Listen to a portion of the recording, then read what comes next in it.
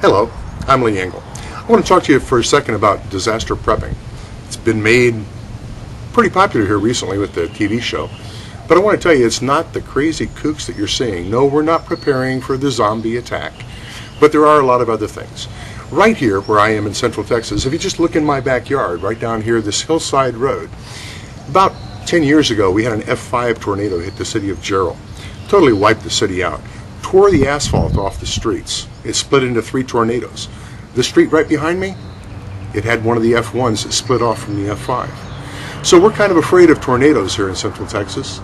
I've also had floods here. If you see we're on the side of a hill, we got flooded because of Hurricane Ike.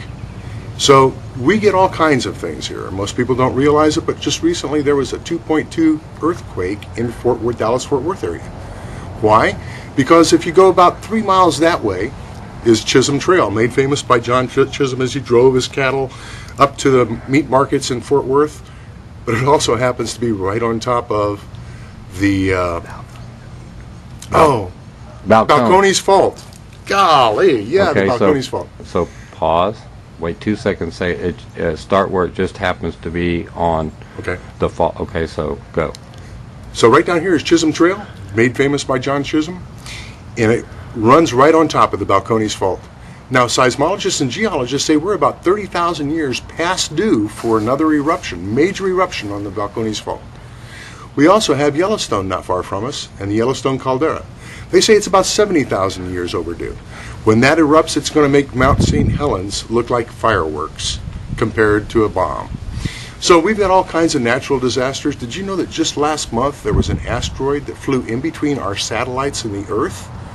How soon before we have another Tunguska forest? Oh, you don't know about that? In 1906 in Russia, wiped out a large portion of Siberia. So there's all kinds of natural things going on.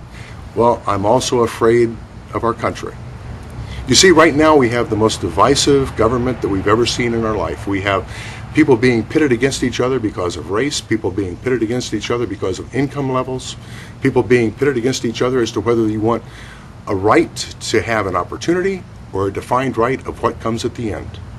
So I don't see any unification coming, and I have a fear that something's going to happen drastic. Well, I don't want to be a part of that. I would much rather just be prepared and be able to sit it out here at home. If you want to find out how you can sit at home while other people duke it out, or how you can sit at home and be safe while either an earthquake happens or a flood or anything else, we need to talk.